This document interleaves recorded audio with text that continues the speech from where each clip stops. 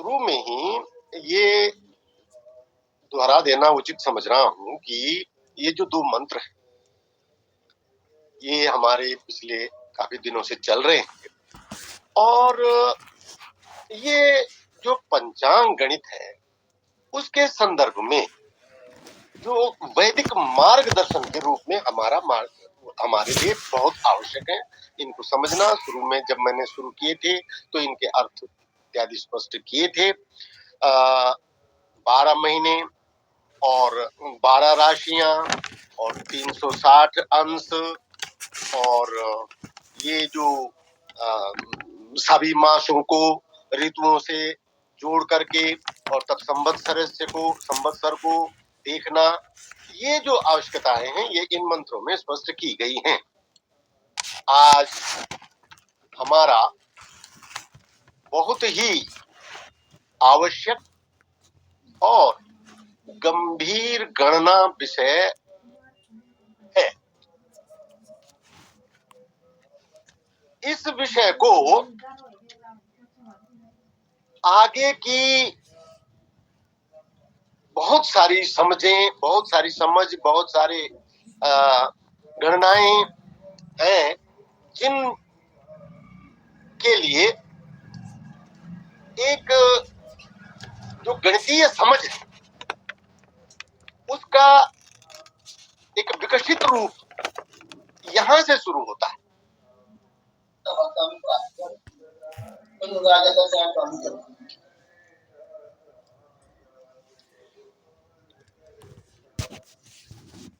ये पिछली बार हमने आपको सृष्ट्यादि संवत गणना, कल्पादि गणना जो स्पष्ट किया था उसी में संवत्सर के जानने की बात आई थी और संवत्सर को जानने के लिए अहरगणों की गणना की बात आपको बताई थी।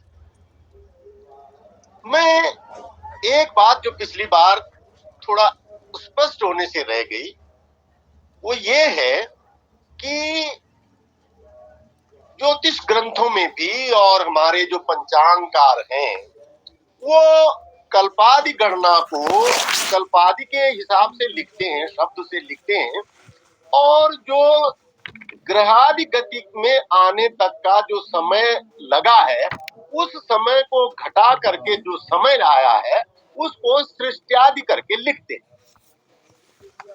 हमारी अपनी बात ये है कि हम कल्पादि और सृष्ट्यादि को एक ही मानकर चलते और यही जब आप प्रश्न 9 पर हमारा ये देखेंगे गणना का हिसाब हमने दिया हुआ है तो वहां पर नीचे नोट जो दिया है स्पष्टीकरण उसमें कल्पादि और सृष्ट्यादि कल्पादि बटे सृष्ट्यादि लिखा हुआ है।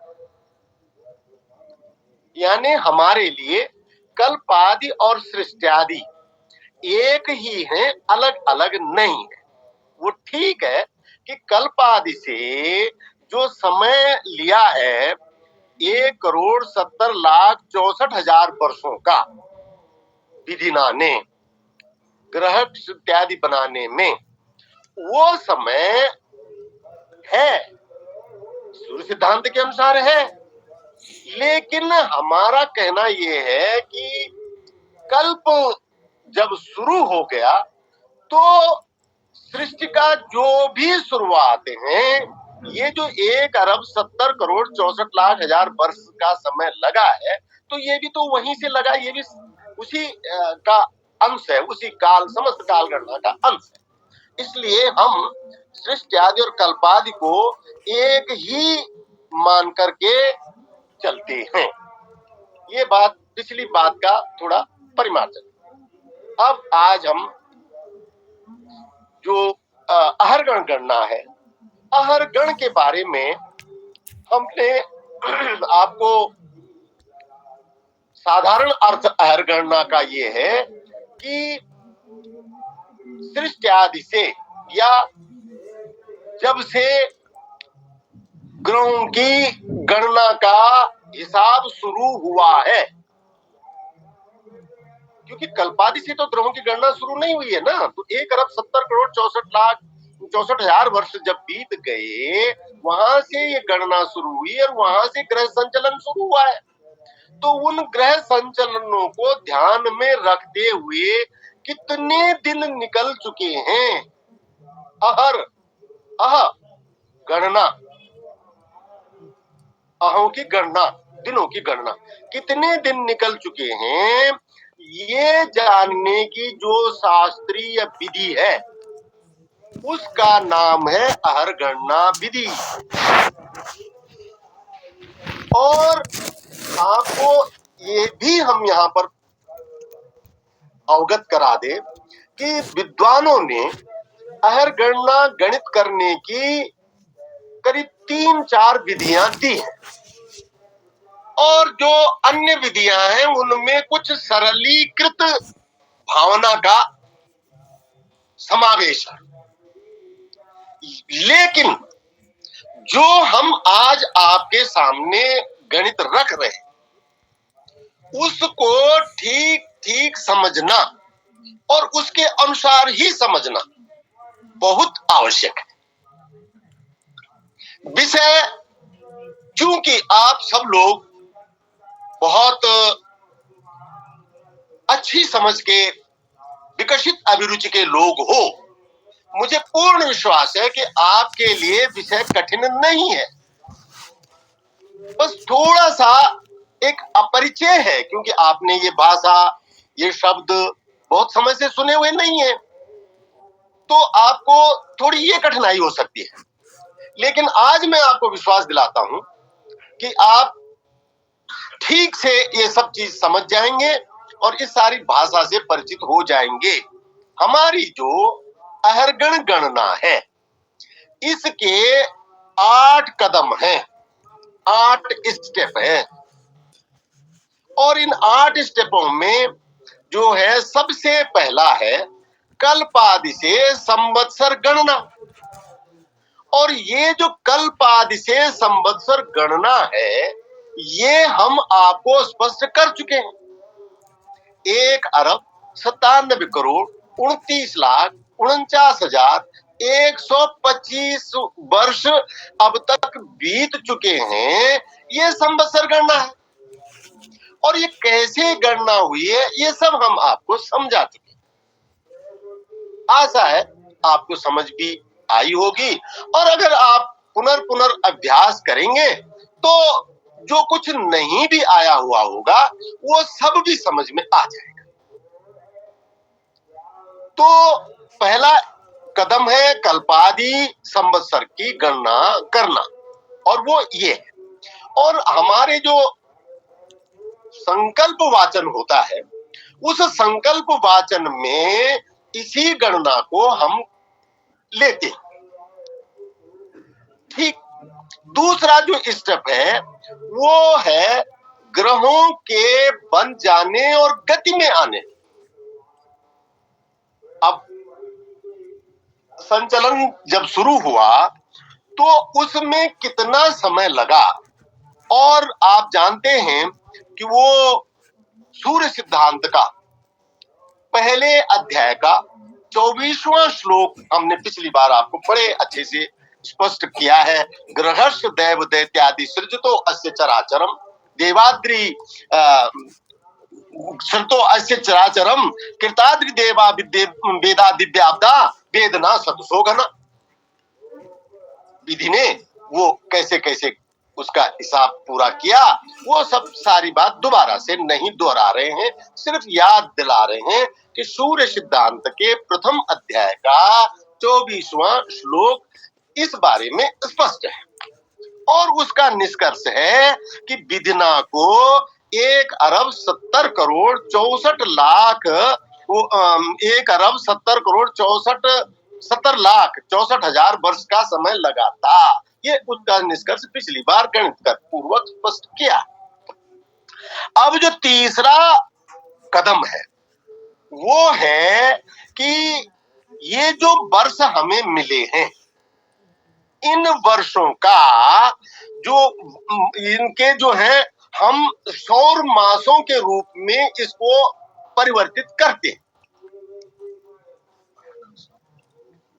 अहर्गण साधन हेतु कुल वर्ष का जो समय है उसके लिए अहर्गण साधन हेतु जो कुल वर्ष लिए गए हैं उनका जो है उनके सौर मासों का हिसाब लगाते हैं। उन सौर मास उसमें वर्तमान वर्ष के गत सौर मास जोड़े जाते हैं, वो कल्पादि गणना के सौर मास। और तब अब इस संवत्सर उदाहरण के लिए हम आज ले रहे हैं 1 दिसंबर 2024 की गणना कर रहे हैं, मार्गशीर्ष अमावस्या तक की गणना कर रहे हैं। तो मार्गशीर्ष मास तक हमारे जो 8 महीने ये बीत चुके हैं, तो इनके सहित जो कुल मास हैं इन मासों को निकालना ये तीसरा कदम हो गया। अब चौथा कदम है कि इन सौर मासों में बड़े अच्छे और क्रम से विस्तार पूर्वक बात आ रही है। इन सौर मासों में जो कुल हो गए हैं, इन सौर मासों में 6 मास कितने होंगे, उसके लिए सूर्य सिद्धांत की विधि जो हमने आपको भवन्ति शशनो मासा सूर्येंदु भगणांतरम में आपको समझाया था, 2 बार हमने वो पाठ चलाया है। भवन्ति शशिनो मासा, शशि के जो मास उनमें से एक 6 मास उन्हीं की उत्पत्ति में से है। तो वो जो 6 मास हैं वो कितने होंगे, और उसकी विधि भी है। विधि क्या है कि महायुग में कितने सौर मास होते हैं और महायुग में कितनी 6 तिथियां होती हैं। तब वो उसका सूत्र बनता है कि इतने जो महायुग के सौर मास हैं इतने सौर मास में इतनी 6 तिथि होती हैं। तो जो सौर मास हमने निकाले हैं उन सौर मासों में कितनी 6 तिथियां होंगी।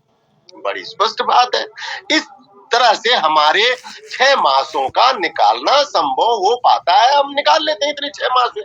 अब जो 5वां कदम है वो है सौर मासों में उन 6 मासों को जोड़ना, और 6 मासों को जोड़ने के बाद चांद्र मासों की गणना को प्राप्त करना। कुल चांद्र मास कितने हुए, सौर मास हमने प्राप्त कर लिए, सौर मासों के हिसाब से हमें 6 मासों की संख्या पता हो गई। अब सौर मासों में 6 मासों को जोड़ करके हमारे कुल कितने चांद्र मास बने ये हमने जानना है, और ये जानते हैं हम सौर मास जोड़ के। फिर अगला जो कदम है, छठा कदम, कुल जो चांद्र मास की तिथियां, जो चांद्र मास हमें मिले हैं उनकी तिथियां बनाना। आप जानते हैं कि एक चांद्र माह में तिथियां जो हैं वो 30 होती हैं। अच्छा एक बात ध्यान रखें आप, जब 6 तिथियां भी होती है ना तो तिथियां तो 30 ही होती है, वो एक तिथि बीच में लुप्त हो जाती है, वो सूर्योदय के बाद शुरू होती है और सूर्योदय अगले सूर्योदय से पहले हो जाती है, तो उसको हम 6 तिथि बोलते हैं। पर तिथि तो है ही ना, वो उसका एग्जिस्टेंस तो उसका सत्व तो है ही ना, अस्तित्व है उसका। तो तिथियां जो हैं वो एक चांद्र मास में 30 होती हैं। तो इस तरह से जो हमारा छठा कदम है वो है कि कुल चांद्र मासों की तिथियां बनाना। तिथियां कैसे बनाएंगे, गुणा कर देंगे 30 से। और फिर जो है हमारे जो वर्तमान महीना, जैसे मार्गशीर्ष है तो इसमें हम गत तिथियां, आज अमावस्या है तो अमावस्या होती है 30 तिथियां, 30वीं तिथि होती है अमावस। किसी भी चांद्र महीने की जो 30वीं तिथि है ये अमावस होती है। आज अमावस हुई तो गत तिथि कितनी हुई, स्वाभाविक है कि गत तिथि 29 हुई। तो आप जो तिथियां आपकी आई हैं उसमें गत तिथि जोड़ करके और आप तिथियों की संख्या निकालते हैं। अब जब आप तिथियों की संख्या निकाल लेते हैं तो अब आपके सामने जो दिनों के हिसाब से खपने वाली, चलने वाली जो तिथियां हैं उनकी स्पष्ट जानकारी को प्राप्त करने का समय है। क्योंकि कुछ तिथियां जो थी वो 6 हो गई थी, तो उनकी वो 6 तिथियां कितनी हुई हैं, तो उसके लिए सूर्य सिद्धांत का नियम है, और उसके लिए 38-39वां पहले ही अध्याय का श्लोक है। वो उसमें कहा है कि एक महायुग में इतनी तिथियां होती हैं, कुल तिथियां तो इतनी 6 तिथियां होती हैं। तो उन्हीं के आनुपातिक गणना के आधार पर हम जो है कुल 6 तिथियों को निकाल लेते हैं। अब देखिए, हमने कुल तिथियां निकाली थी और अब हमने निकाला, पहले कदम में कुल तिथियां निकाली थी, अब 7वें कदम में हमने 6 तिथियां निकाली और 7वें कदम में जब हम 6 तिथियों की कुल गणना प्राप्त कर लेते हैं तो अब हमारे लिए अहरगणों को जानना अंतिम कदम और बहुत आसान हो जाता है। सिंपल स्टेप है कि जो 6 तिथियां हैं, जो हमारी कुल तिथियां आई थी, उनमें से 6 तिथियों को ऋण करके, जो कुल तिथियां आई थी उनमें से 6 तिथियों को ऋण करके हमने जो वर्तमान की हाथ लगी तिथियां हैं, जो हमारे हासिल आई तिथियां हैं, उनकी जानकारी ले लेते हैं और वही जो है अहरगण की गणना होती है। ये एक खाका हमने आपके सामने रखा और वो है, एक बार जरा दोहरा देता हूं, पहले कल्पादि संवत्सरों की गणना, फिर ग्रह आदि गति आरंभ होने के समय की गणना, फिर सौर मासों को बनाना और उसमें वर्तमान वर्ष के गत सौर मासों को जोड़ देना और फिर 6 मासों को निकालना, फिर सौर मासों में 6 मास जोड़ करके चांद्र मासों को बनाना और फिर कुल चांद्र मासों की तिथियां बनाना और उसमें जो गत तिथि हमारी वर्तमान महीने की है या जिस दिन के लिए भी हम गणना कर रहे हैं, उस दिन तक की जो उस महीने की गत तिथियां हैं उनको जोड़ देना और उन जोड़ने के बाद में जब कुल तिथि हमारे साथ आ जाती हैं, तब हमने 6 तिथियों का हिसाब लगाना है कि उसमें 6 तिथियां कितनी होंगी, उन 6 तिथियों को जानना और अंतिम रूप में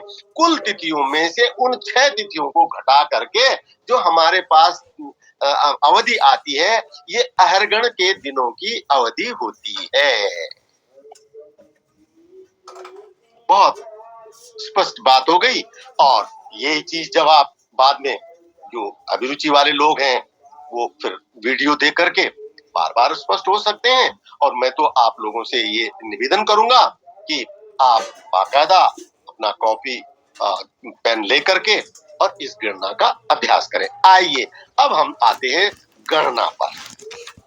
तो सबसे पहले हमने एक चीज तो मान के चलना है। वो मान के इसलिए चल रहे हैं क्योंकि हमने वो आपको निकाल के बताई हुई है, और वो है हमारे सृष्टि की गणना 1,97,29,49,125। अब इसको हम यहाँ गणित नहीं कर रहे हैं, इसको हम मान करके चल रहे हैं। ये हुई अब तक की सृष्टि की कुल गणना। और दूसरी गणना, उसको भी आज मान के चल रहे हैं, उसको भी हम गणित नहीं कर रहे हैं, और वो है हमारे जो ग्रह निर्माण में लगी जो अवधि है 1,70,64,00,000 वर्ष। इसको भी हमने ले लिया एज, इसको भी गणना नहीं कर, 1,70,64,00,000। अब इसके बाद जो है वो आपका अहरगण की गणना अब यहां से शुरू होती है। तो सबसे पहले आपने सौर माह बनाने हैं। सौर माह, सौर वर्षों को आपने 12 से गुणा करके उनके सौर माह प्राप्त करने हैं। तो ये है, देखिए, 197 से, हाँ 197 से जो 1,70,64,00,000 1,70,64,00,000 वर्ष घटा करके जो अवधि आई है, वो अवधि आई आपके पास 1,98,85,85,125 वर्ष। वो 1,97,00,000 में से, और आपने जो 1,70,64,00,000 वर्ष की अवधि को घटाया, तो आपके पास अवधि आई, ये आया आपका 19,62,00,00,000 1,55,88,000 ये आया आपको, नहीं 1,95,00,000 एक मिनट इसको नहीं करा था मैंने, 1 2 का 10,000 10,000 लाख 10 लाख करोड़ 10 करोड़ 1,95,00,00,000 58,85,125 ये आपका घटाने से आया। और इसके आपने सौर माह प्राप्त करने हैं, इसको 12 से गुणा कर दें। तो 12 से गुणा करने पर ये आपका आया जो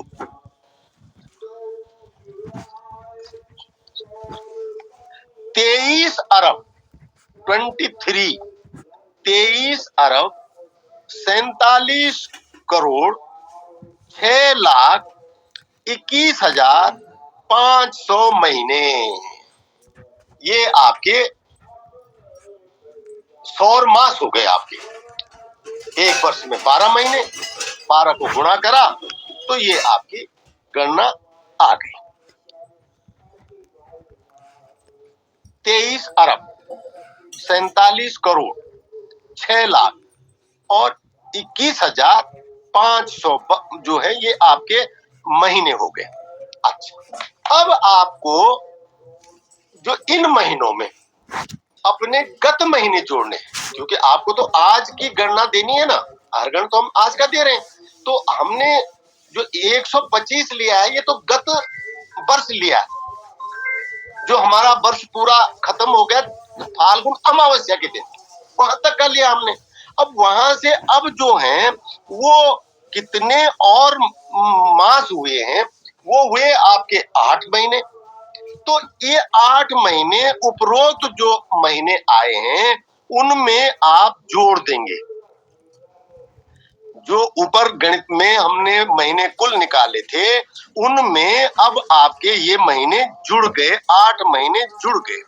तो ये आए आपके 23 अरब 47 करोड़ 6,21,508 महीने। 8 जुड़ गए, पहले 500 ही थे ना, 8 महीने जुड़ गए आपके। तो ये 8 महीने जुड़ने से आपके मासों की कुल संख्या हुई 23 अरब 47 करोड़ 6,21,508। इतने महीने हो गए। अब देखिए कि इन महीनों पे अब हमने ये जानना है कि 6 मास, आपको अच्छी तरह से ये हम पहले ही सब समझाए हुए हैं, ये सारे विषय पढ़े हुए हैं। 6 मासों का विषय आपको पता है कि किस तरह से होते हैं, और ये चंद्र मास के होते हैं।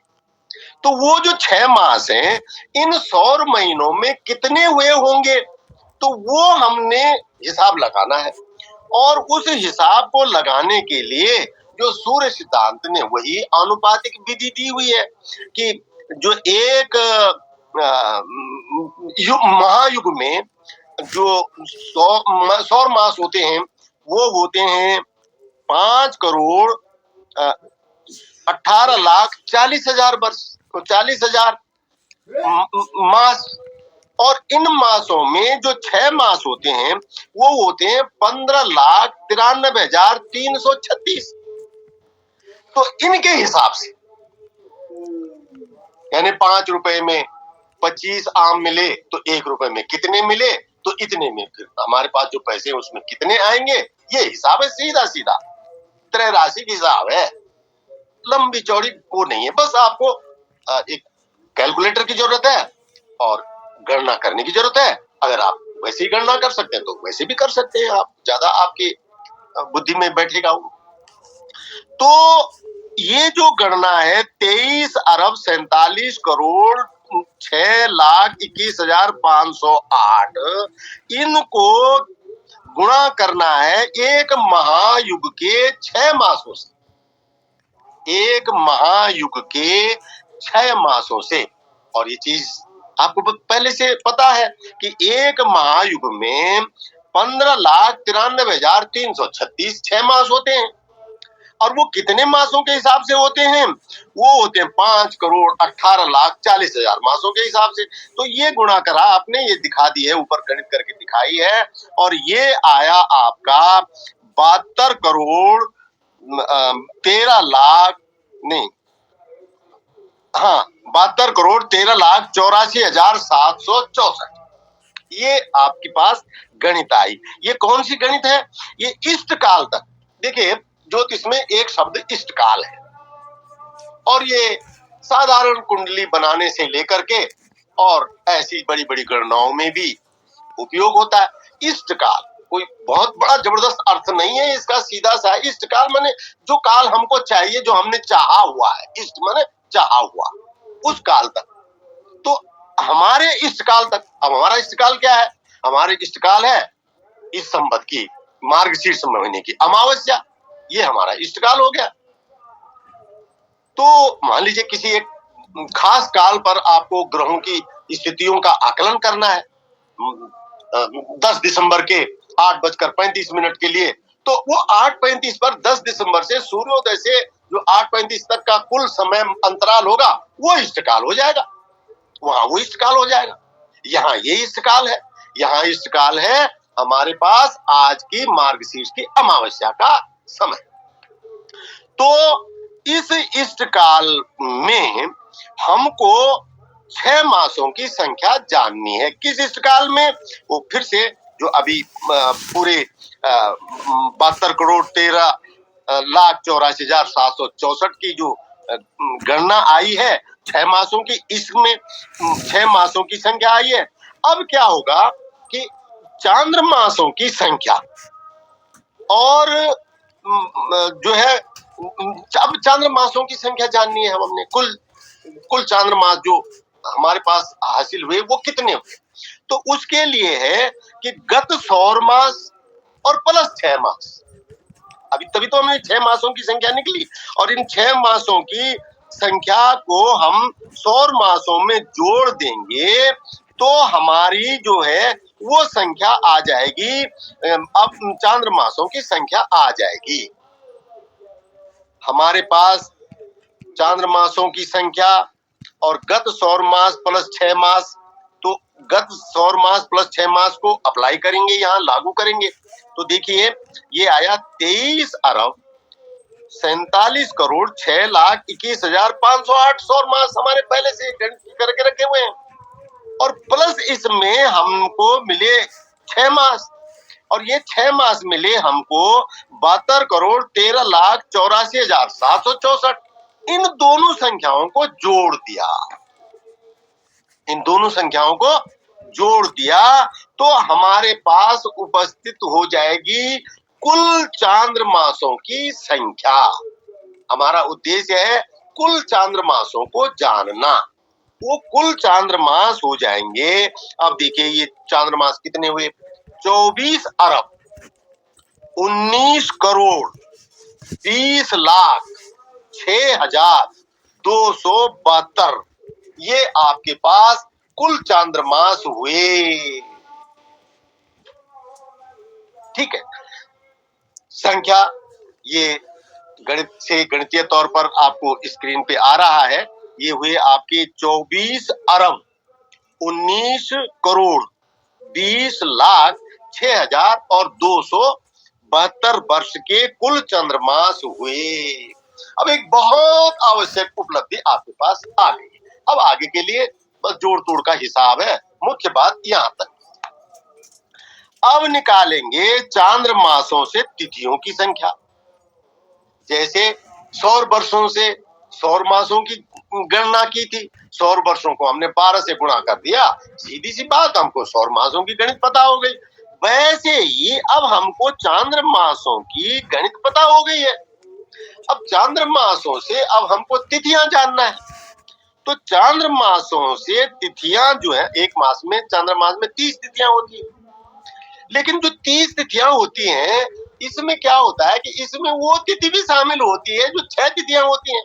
तो अब अगला जो काम है हमारा वो केवल ये रह गया है कि ये जो तिथियां हमारी निकलेंगी इन तिथियों में 6 मास कितने होंगे, वो 6 मास निकाल देंगे। आई अब हम चंद्र मासों की तिथियों की संख्या पर आए तो 30 से गुणा कर देंगे, तो आपने जो आपके पास 24 अरब 19,20,06,272 चांद्र मास आए हैं। इनको 30 से गुणा कर दीजिए, ये 30 से गुणा कर दीजिए, और ये 30 से गुणा कर दिया तो आपके पास आया 7 खरब 25 अरब 76 करोड़ 1,88,160। ये आपकी कुल तिथियां हो गई। कोई कठिनाई की बात नहीं है, सिंपल बात। जो चंद्रमास हमारे आए थे उसको हमने 30 से गुणा किया है, और वो गुणा करने के बाद हमारे पास आया 7 खरब 25 अरब 76 करोड़ 1,88,160 की गिनती हमारे पास आई। और ये गिनती है हमारे पास कुल चांद्र तिथियों की। अब अगला कदम सिर्फ जो 6 तिथियां हैं उनको जानने का है। पर इसमें एक छोटा सा कार्य ये है कि हमारी जो गत तिथियां, क्योंकि ये जो ऊपर तिथियां आई है, ये तिथियां हमारे मार्गशीर्ष मास के शुरू होने से पहले तक की, इसलिए अभी इसमें एक गणित और है, और वो है कि हमारा जो ये मार्गशीर्ष महीना है, इसकी जो तिथियां हैं, इन तिथियों को उन तिथियों में जोड़ देंगे जो हमें कुल चांद्र तिथियां प्राप्त हुई है अब तक। तो वो तिथि हमारी कितनी है? गत तिथियां, हमारी गत तिथियां 29। ये मैंने विषय के शुरू में भी एक बार बताया है कि आज अमावस्या है तो गत तिथियां 29 होंगी, क्योंकि अमावस हमेशा महीने की अंतिम तिथि होती है और ये 30वीं तिथि होती है। वो बात एक अलग है, उस पर नहीं जाएंगे, और उससे गणित होती भी नहीं है। गणित करने के लिए वो लोग भी वैसे ही लेते हैं, और जो पारंपरिक वर्तमान पंचांग है, ये अमावस्या को लिखते 30 वो भी हैं, लेकिन वो उनकी 30वीं तिथि होती नहीं है, क्योंकि उनके महीनों की शुरुआत का ढंग, इस पर हम बहुत कुछ बार बार बोल चुके हैं, अब बोलने की जरूरत नहीं। तो हमने 29 इसमें जोड़ दिया, तो 29 जोड़ने से अब ये आपका जो लास्ट में 60 का अंक था उसमें 29 जुड़ जाएगा तो 89 हो जाएगा, और बाकी गणित वही रहेगी। 7 खरब 25 अरब 76 करोड़ 1,88,189 189 हो गया। ये आपके पास कुल तिथियां हो गई। और संक्षेप में अगर आप देखें ना, तो अहरगण गणना है क्या? अहरगण गणना है सौर वर्षों को जानकारी, उनको सौर महीनों में कन्वर्ट करा, उनसे फिर चांद्र महीनों और चांद्र तिथियों और वर्तमान तिथियों की, यथार्थ तिथियों की गणना ले ली। बस ये है, संक्षेप में ये है। वो विधि में थोड़ा सा लंबा लग रहा है। तो अब आपने जो कुल तिथियां आपने निकाली 189 लास्ट में जिसके है, ये तिथियां आपकी आ गई। इन तिथियों में आपको 6 तिथियां प्राप्त करनी है, क्योंकि वो जो 6 तिथियां हैं, उन 6 तिथियों में क्या हुआ कि दिनों की गणित नहीं हुई थी, वो दिन से अतिरिक्त थे। वो अगर हम उसको हटाएंगे नहीं तो हमारे दिनों की गणना सही नहीं होगी। उन्होंने समय तो लिया है लेकिन दिन नहीं लिए हैं उन्होंने, क्योंकि दिन होता है सूर्योदय से अगले सूर्योदय तक, और ये जो तिथियां हैं ये वो तिथियां हैं जो इस सूर्योदय में भी नहीं थी और अगले सूर्योदय में भी नहीं थी, तो ये दिन की गणना में आई ही नहीं। ये इस सूर्योदय के बाद शुरू हुई, अगले सूर्योदय से पहले खत्म हो गई। ये इस तरह से ये नील हो गई ये तिथियां। तो वो जो तिथियां हैं जो हमारी इस तरह से नगण्य हुई है, उनका दिनों में गणना नहीं हुई है, वो तिथियां तो हुई है परंतु दिन गणना में नहीं हुई है। वो तिथियां कितनी है ये हमने जाना, ठीक है। अच्छा, तो इस तिथि को जानने का एक सूत्र है, वो भी सूर्य सिद्धांत में दिया हुआ है कि जो गत तिथियां हैं हमारी, वही अनुपातिक हिसाब है सारा। इन तीनों चारों गणनाओं में सब अनुपातिक हिसाब है कि कुल तिथियों, कुल महायुग की तिथियों में कुल कितनी 6 तिथियां होती हैं। महायुग में कुल कितनी तिथियां हुई और 6 तिथियां कितनी हुई, तो हमारी जो तिथियां आई हैं इन तिथियों में कितनी होंगी, बस सीधा वही गणित है। तो अब हमारे पास में गत तिथियां जो है, जो अभी ऊपर निकाली हैं 189 लास्ट में जिसका अंक है, उन तिथियों को महायुग की 6 तिथियों से, महायुग की 6 तिथियां कितनी होती हैं, वो होती हैं 2,50,82,252। ये महायुग की 6 तिथियां होती हैं। एक महायुग में 2,50,82,252 जो तिथियां हैं, ये 6 तिथियां होती हैं। और ये कब होती हैं, जबकि एक जो महायुग है उसमें कुल तिथियां, तभी तो गणित लगाएंगे ना आप कि कुल तिथियां इतनी हुई तो 6 तिथियां इतनी हुई। अगर इतनी तिथियां हैं तो 6 तिथियां कितनी हुई, बस ये हिसाब है। अब जो कुल तिथियां होती है महायुग में, वो सब सूर्य सिद्धांत के जो मैंने श्लोक आपको दिए हैं उनमें ये है 1,60,60,30,80,000 इतनी जो है महायुग में तिथियां होती हैं। अब सिर्फ गणित का हिसाब है, तो आइए लिखिए, ये आप कुल तिथियां लिखिए। कुल तिथियां जो आपकी 7,25,76,01,000, वो 7,25,76,1,88,189 गुणा गया 2,50,82,252 और इसमें भाग दिया महायुग की कुल तिथियों का, और वो हुआ आपका 1,60,60,30,80,000। ये जब हमने गणित किया तो हमारे पास जो संख्या आई, जो वो आई हमारे पास 11,35 करोड़ 11,35,60,19,353। ये क्या संख्या आई, ये कुल 6 तिथियों की संख्या आई। 6 तिथि नष्ट तिथि, गणित में दिनों को नहीं लेने वाली तिथि, जिसमें तिथि तो समय लगा है लेकिन हमारा पूरा दिवस मान नहीं लगा है, वो तिथि है ये। तो इन तिथियों को अब आप जो आपकी वास्तविक कुल तिथियां, चांद्र तिथियां आई थी, कुल चांद्र तिथियां आई थी, उन तिथियों में से आप इन 6 तिथियों को घटा लेंगे, इन 6 तिथियों को घटा लेंगे। जब कुल तिथियां आपको पीछे विदित है 189 लास्ट में संख्या है, ये आपकी कुल तिथियां थी, और अब आपके पास में जो कुल 6 तिथियां आ गई, ये कुल 6 तिथियां ये आ गई आपके पास 11,35,60,19,353 की। तो इनको घटा दीजिए।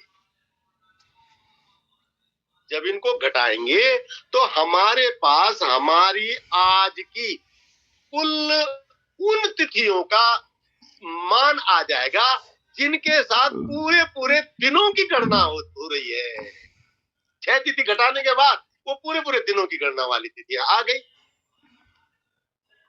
तो ये आया आपका जो है 7,25,76,00,000, इस संख्या में 7,25,76,00,000 70,01,88,189 इस संख्या में से आपने 11,35,60,19,353 घटाया। तो अब आपके पास दिनों की संख्या आ गई, और इन दिनों को ही अहरगण कहते हैं। और ये आई आपके पास संख्या आई 7 खरब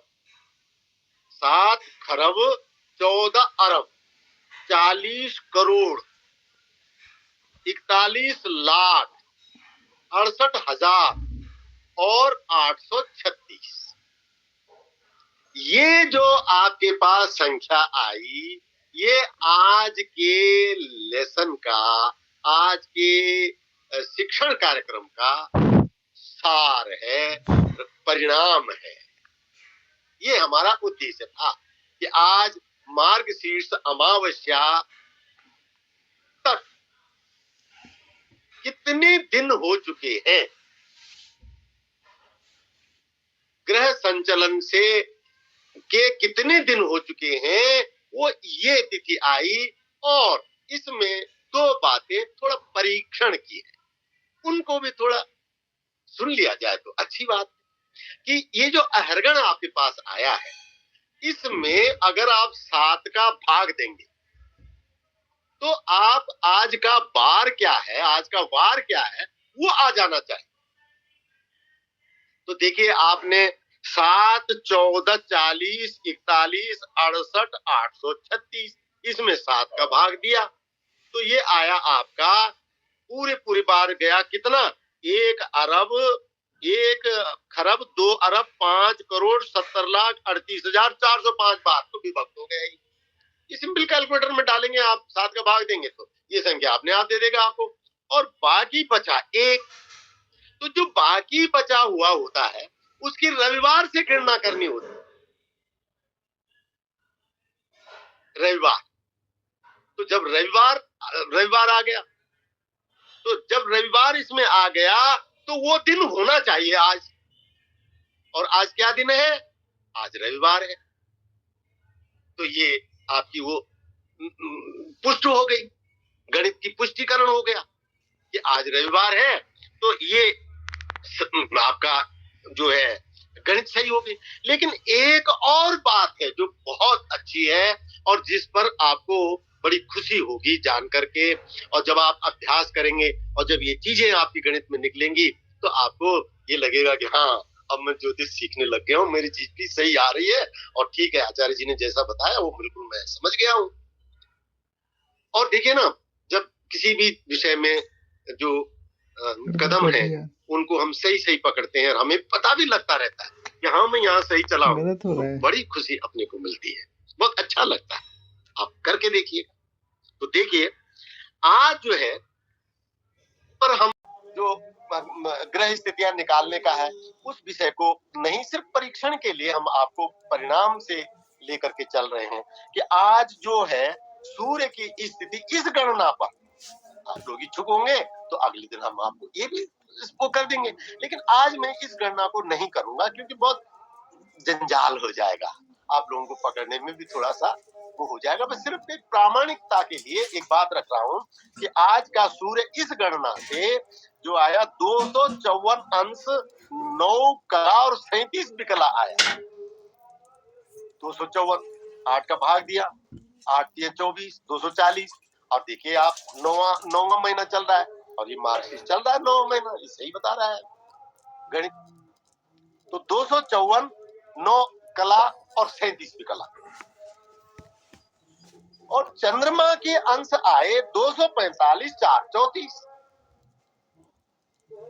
245, 434 यानी चंद्रमा 245। अब इसको घटाया, किसको घटाएंगे, 1 मिनट के लिए सोचिए, हम नहीं बता रहे हैं किसको घटाएंगे, किस में से घटाएंगे, अपने आप में सोच लीजिए, बताने की बात नहीं है, लेकिन आपको लगेगा कि हाँ मैं समझ गया हूं।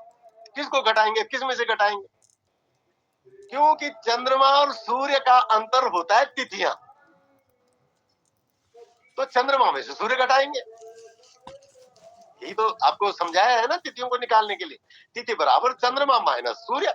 अभी चंद्रमा में से 245 अंश 4 कला और 34 विकला में से आप 254, 9, 37 को घटाइए।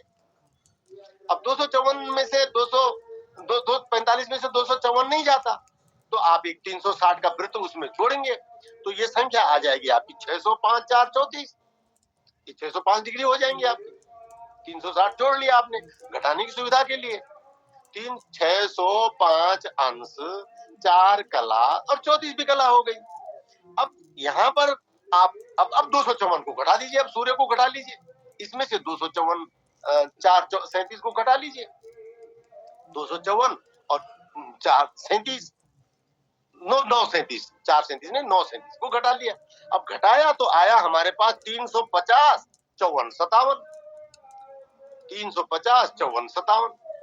अब देखिए, अब एक बात आपको तुरंत पता लग रही है, तुरंत पता लग गई बिल्कुल, ये 350 अंश आया। अब ये कौन सा पक्ष चल रहा है?